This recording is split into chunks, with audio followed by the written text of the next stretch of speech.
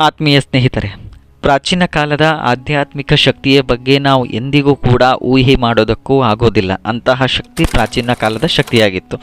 ಅದೇ ರೀತಿ ನಿಗೂಢವಾಗಿರುವಂತಹ ಯೋಗ ಸೂತ್ರದ ಸಂಸ್ಥಾಪಕರ ಆ ಜನನ ಹಾಗೂ ಮರಣದ ಕುರಿತು ದಂತಕಥೆಗಳು ಕೂಡ ಇವೆ. ಹಾಗಾದರೆ ಯಾರು ಅವರು, ಎಷ್ಟೋ ಕಾಲದವರೆಗೆ, ಎಷ್ಟೋ ವರ್ಷದವರೆಗೆ ಬದುಕಿದ್ರು ಅನ್ನೋ ಮಾಹಿತಿ ಕೂಡ ಇದೆ. ಹಾಗಾದರೆ ಆ ಮಹರ್ಷಿ ಯಾರು ಅಂತ ಈ ಒಂದು ವಿಡಿಯೋದಲ್ಲಿ ನಾನು ನಿಮಗೆ ತಿಳಿಸೋಕೆ ಪ್ರಯತ್ನ ಮಾಡ್ತೇನೆ. ನನ್ನ ಚಾನಲ್ ಇಷ್ಟ ಆಗಿದ್ದರೆ ಶೇರ್ ಮಾಡಿ, ಲೈಕ್ ಮಾಡಿ ಹಾಗೂ ಸಬ್ಸ್ಕ್ರೈಬನ್ನು ಮಾಡಿ. ಸ್ನೇಹಿತರೆ, ಪ್ರಾಚೀನ ಕಾಲದ ಶ್ರೇಷ್ಠ ಆಧ್ಯಾತ್ಮಿಕ ನಾಯಕರು ಹಾಗೂ ಅದರಲ್ಲಿ ಆಧ್ಯಾತ್ಮಿಕ ಚೈತನ್ಯವನ್ನು ಯೋಗಸೂತ್ರದ ಮೂಲಕ ಬಣ್ಣಿಸಿದವರು ಮಹರ್ಷಿ ಪತಂಜಲಿಯವರು. ಹೌದು, ಪತಂಜಲಿ ಮಹರ್ಷಿಗಳು ಪ್ರತಿಯೊಬ್ಬರ ಆತ್ಮವೂ ಕೂಡ ಜೀವನದ ಹಾದಿ ಅನಂತ ಚೇತನದತ್ತ ಸಾಗಬೇಕಂತ ಹೇಳಿದವರು ಪತಂಜಲಿಯವರು. ಪತಂಜಲಿ ಮಹರ್ಷಿಗಳ ಬಗ್ಗೆ ಹಾಗೂ ಅವರ ಜೀವನದ ಬಗ್ಗೆ ಹಲವಾರು ದಂತಕಥೆಗಳಿವೆ. ಆದರೆ ಕೆಲವು ದಂತಕಥೆಗಳ ಪ್ರಕಾರ ಅವರು ನಾಗರಾಜ ಪತಂಜಲಿ ಮತ್ತು ಗಂಧರ್ವ ಕನ್ಯೆ ಗೌರಿಪುತ್ರ ಅಂತ ಹೇಳಲಾಗುತ್ತೆ.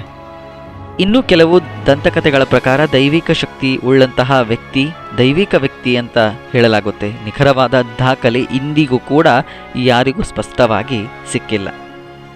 ಪ್ರಮುಖವಾಗಿ ಇವರನ್ನು ಯೋಗ ಮುನಿ ಅಂತ ಸಂಬೋಧನೆ ಮಾಡಲಾಗುತ್ತೆ.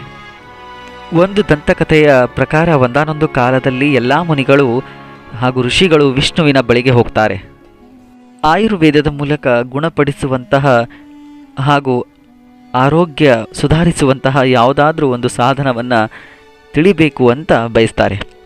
ಆಗ ವಿಷ್ಣುವಿಗೂ ಇದು ಯೋಚನೆ ಆಯಿತು. ಹೌದು, ಕೋಪ, ಕಾಮ, ಲೋಭ, ಅಸೂಹೆ ಇತ್ಯಾದಿ ಕಲ್ಮಶಗಳನ್ನು ತೊಡೆದು ಹಾಕುವುದು ಹೇಗೆ, ಅದರ ಸೂತ್ರವೇನು ಅಂತ ಯೋಚನೆಯನ್ನು ಮಾಡ್ತಾರೆ.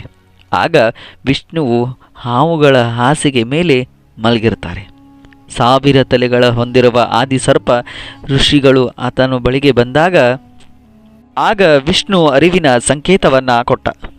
ಆ ಅರಿವಿನ ಸಂಕೇತವಾಗಿ ವಿಷ್ಣು ಮಲಗಿದಂತಹ 1000 ತಲೆಗಳ ಸರ್ಪದ ಹಾಸಿಗೆಯ ಒಂದು ರೂಪ ಪತಂಜಲಿ ಮಹರ್ಷಿಯ ರೂಪವನ್ನು ಪಡೆಯುತ್ತೆ.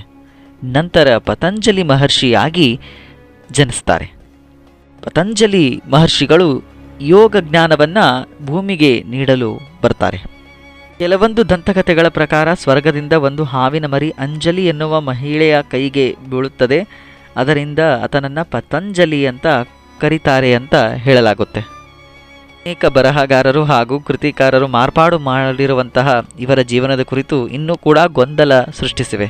ಹೌದು, ಇವರು ನೇಪಾಳದಲ್ಲಿ ಹಾಗೂ ಕಾಶ್ಮೀರದಲ್ಲಿ, ಶ್ರೀಲಂಕಾದಲ್ಲಿ ಮತ್ತು ಭಾರತದ ಹಲವಾರು ಸ್ಥಳಗಳಲ್ಲಿ ವಾಸಿಸಿದ್ದಾರು, ಜನನವನ್ನು ಪಡೆದಿದ್ದಾರೆ ಅಂತ ನಂಬಲಾಗುತ್ತದೆ.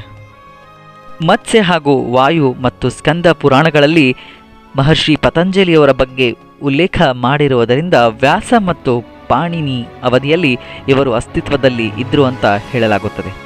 ಋಷಿಗಳು ತಮ್ಮ ಯೋಗ ಶಕ್ತಿಯಿಂದ ಅಪಾರ ಜ್ಞಾನಿಗಳಾಗಿದ್ದರು ಹಾಗೂ ಸಾವಿರಾರು ವರ್ಷಗಳ ಕಾಲ ಬದುಕಿದಂತಹವರು ಹಾಗೂ ಸ್ವಇಚ್ಛೆಯಿಂದ ಸಾಯುವ ಹಾಗೂ ಸ್ವಇಚ್ಛೆಯಿಂದ ಬದುಕುವಂತಹ ಸಾಮರ್ಥ್ಯವನ್ನು ಪತಂಜಲಿ ಮಹರ್ಷಿಗಳು ಪಡೆದುಕೊಂಡಿದ್ದರು. ಮಹರ್ಷಿ ಪತಂಜಲಿಯವರು ಯುಗದವರೆಗೂ ಬದುಕಿದ್ರು ಅಂತ ಮಾಹಿತಿ ಕೂಡ ಇದೆ. ಆದರೆ ಈಗ ಅವರು ಬದುಕಿದ್ದಾರೆ ಅಥವಾ ಇಲ್ಲವೇ ಎಂಬುದರ ಬಗ್ಗೆ ಯಾವುದೇ ಉಲ್ಲೇಖಗಳಿಲ್ಲ.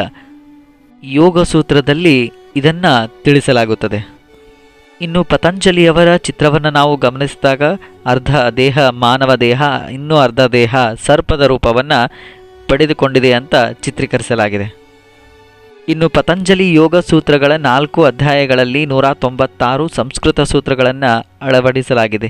ಯೋಗ ಸೂತ್ರಗಳನ್ನು ಕ್ರಿಸ್ತಪೂರ್ವ 500ರಿಂದ ಕ್ರಿಸ್ತಪೂರ್ವ 200ರ ಅವಧಿಯಲ್ಲಿ ಅಳವಡಿಸಲಾಯಿತು ಅಂತ ಹೇಳಲಾಗುತ್ತದೆ.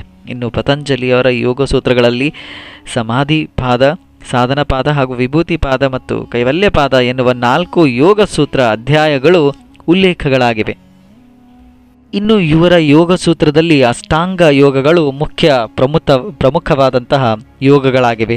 ಯಮ, ನಿಯಮ, ಆಸನ, ಪ್ರಾಣಾಯಾಮ, ಪ್ರತ್ಯಾಹಾರ, ಧಾರಣ, ಧಾನ್ಯ, ಸಮಾಧಿ ಹೀಗೆ 8 ಅಷ್ಟಾಂಗ ಯೋಗಗಳು ಪ್ರಮುಖವಾಗಿವೆ.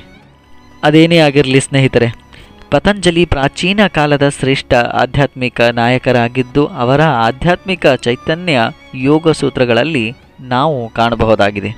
ಇಂದಿಗೂ ಕೂಡ ಅವರ ಯೋಗ ಸೂತ್ರಗಳು ಹಾಗೂ ಸ್ತೋತ್ರಗಳು ನಾವು ಪಾಲನೆ ಹಾಗೂ ಅಳವಡಿಕೆಯನ್ನು ಮಾಡ್ತಾ ಇದ್ದೇವೆ. ಆದರೆ ಅವರ ಜನನದ ಹಾಗೂ ಮರಣದ ಹಾಗೂ ಅವರು ಇರುವಿಕೆಯ ಯಾವುದೇ ಮಾಹಿತಿ, ನಿಖರವಾದಂತಹ ವಿಷಯ ಇಂದಿಗೂ ಕೂಡ ಉಲ್ಲೇಖವಾಗಿಲ್ಲ ಹಾಗೂ ಯಾರಿಗೂ ಅದು ಸಿಕ್ಕಿಲ್ಲ.